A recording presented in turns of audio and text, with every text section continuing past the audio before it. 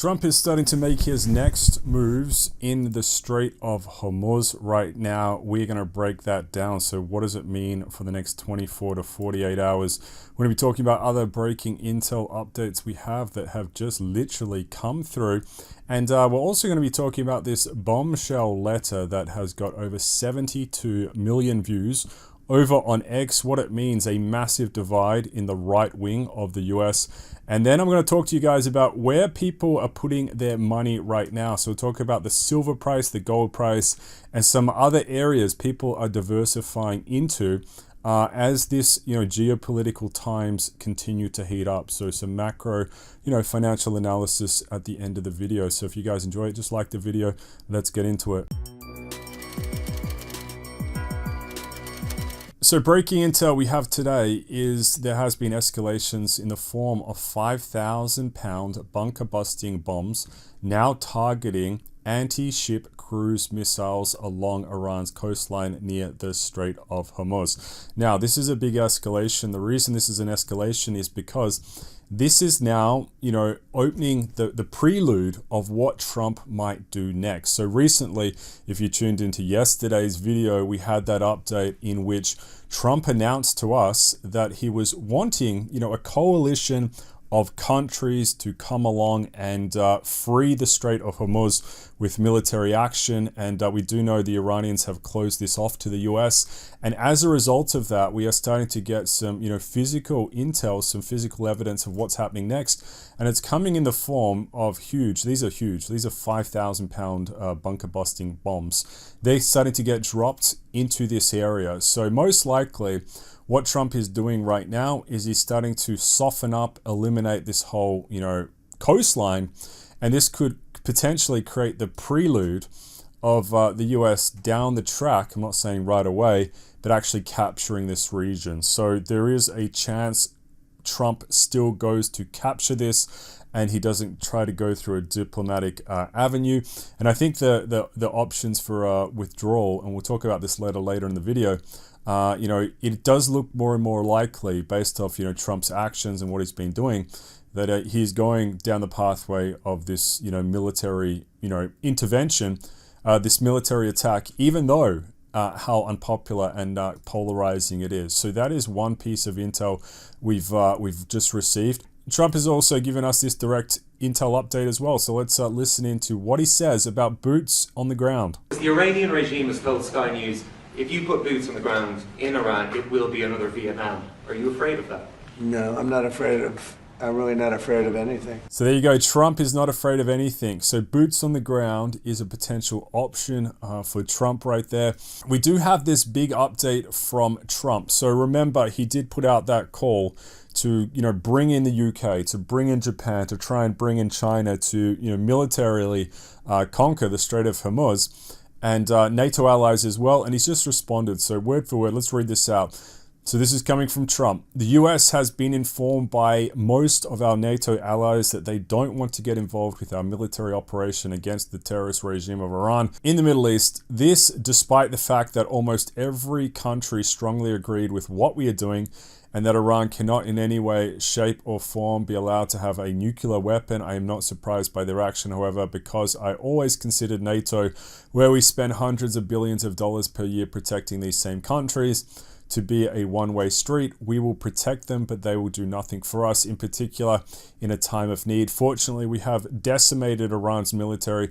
The Navy is gone, their Air Force is gone, their anti-aircraft and radar is gone, and perhaps most importantly, their leaders at virtually every level are gone, never to threaten us, our Middle East allies, or the world again.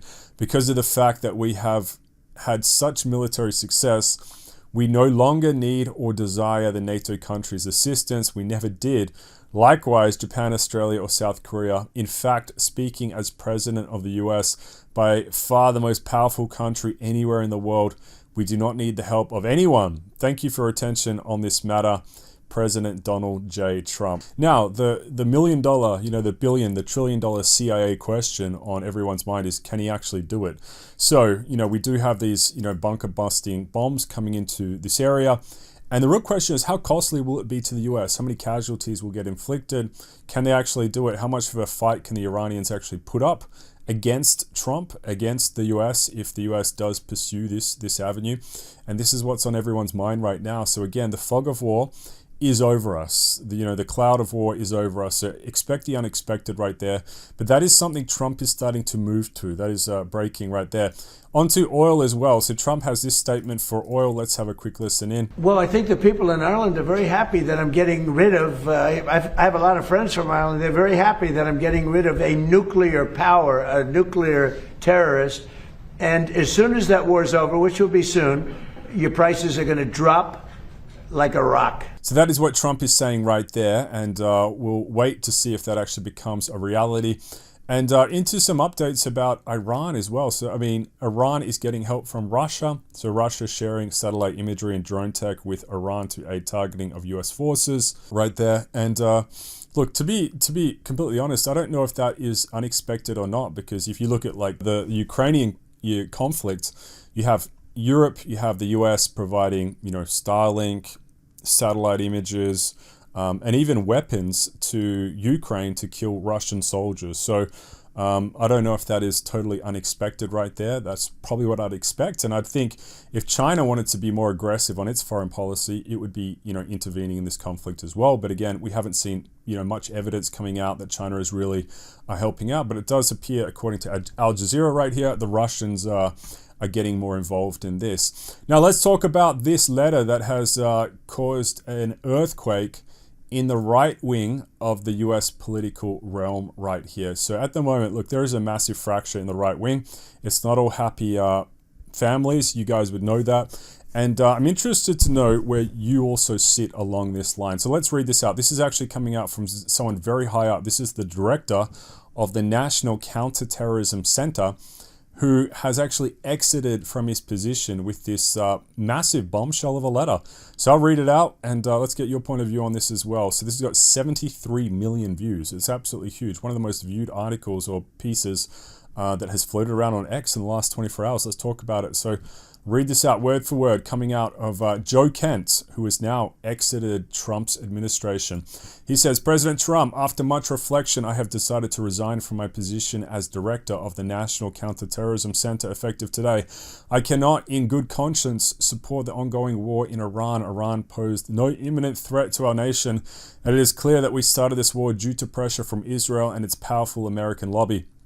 I suppose the values and the foreign policies that you campaigned on in 2016, 2020, 2024, which you enacted in your first term. Until June of 2025, you understood that the wars in the Middle East were a trap that robbed America of the precious lives of our patriots and depleted the wealth and prosperity of our nation. In your first administration, you understood better than any modern president how to decisively apply military power without getting us drawn into never-ending wars. You demonstrated this by killing Qasem Soleimani and by defeating ISIS. Earlier in this administration, high-ranking Israeli officials and influential members of the American media deployed a misinformation campaign that wholly undermined your America First platform and sowed pro-war sentiments to encourage a war with Iran. This echo chamber was used to deceive you into believing that Iran posed an imminent threat to the US. And should you strike now, there was a clear path to a swift victory.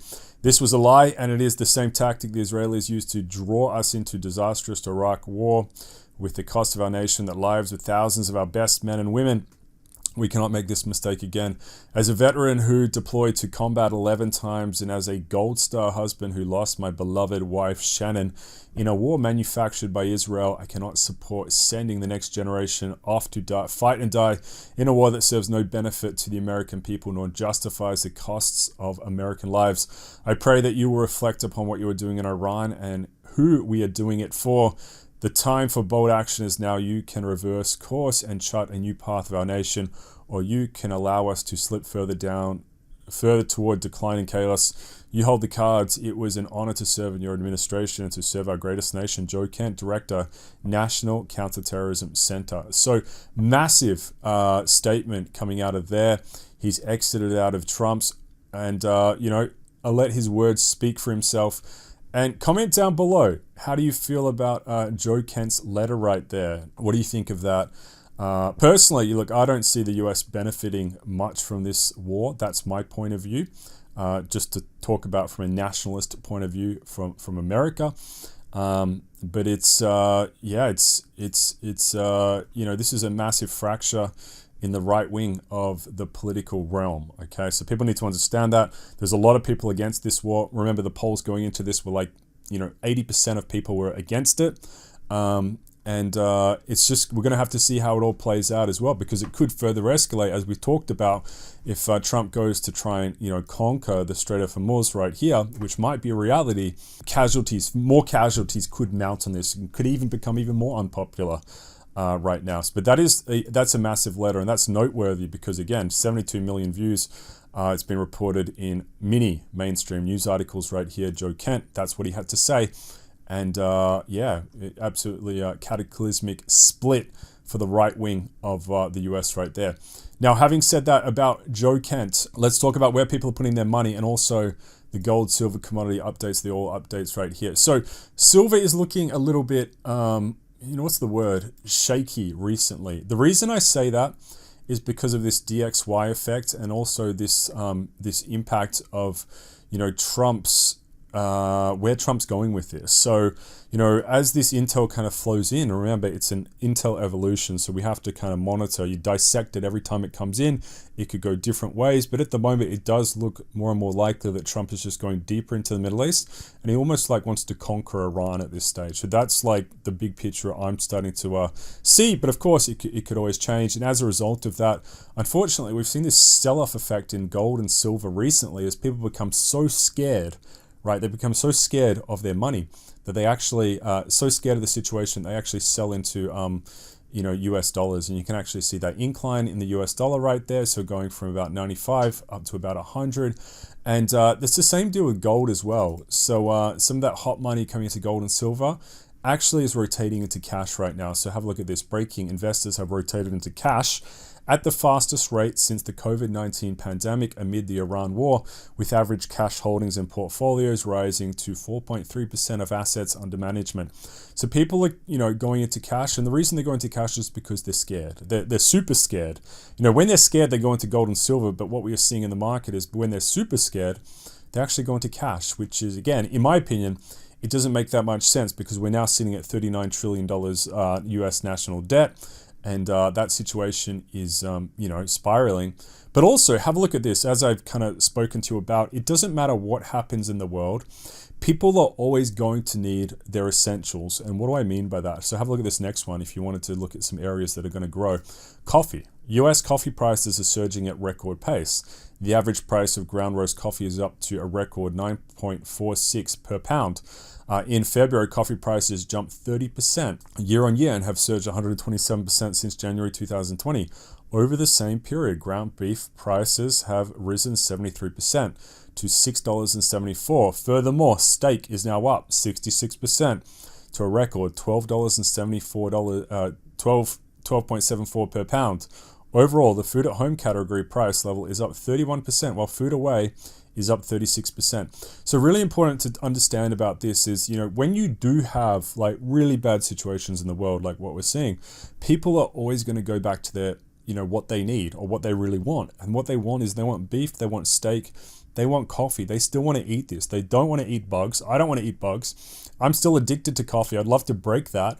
But I'm sure a lot of the world is actually addicted to coffee, and they're not going to give up coffee, right? It's very unlikely that people actually break their addictions during these times. And if not, they would actually lean more into their addictions, I would say, right there. But it's not a terrible addiction to have to coffee, but, it can impact your sleep and stuff like that.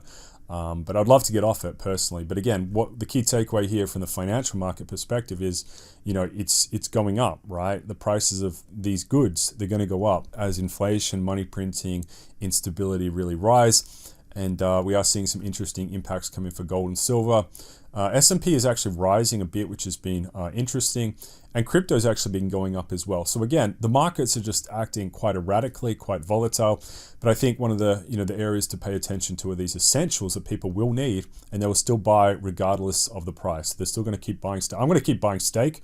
I'm going to keep buying coffee. It is what it is. But that is just something to have on the radar right there. But guys, that's your breaking intel update for today. That's where we're at for the Middle East conflict and also the financial markets right now. So you got value out of it, just like the video. Appreciate you guys tuning in. And shout out to Young Pistachio for commenting last video. So yes, we'll see. Appreciate that comment. And we're still navigating the storm right here. But the idea is to give you guys value and information you can trust as well, because trust is the only currency, especially when you go into this market, geopolitics and some of the deeper finance stuff. But guys, appreciate it. I'll see you in the next one.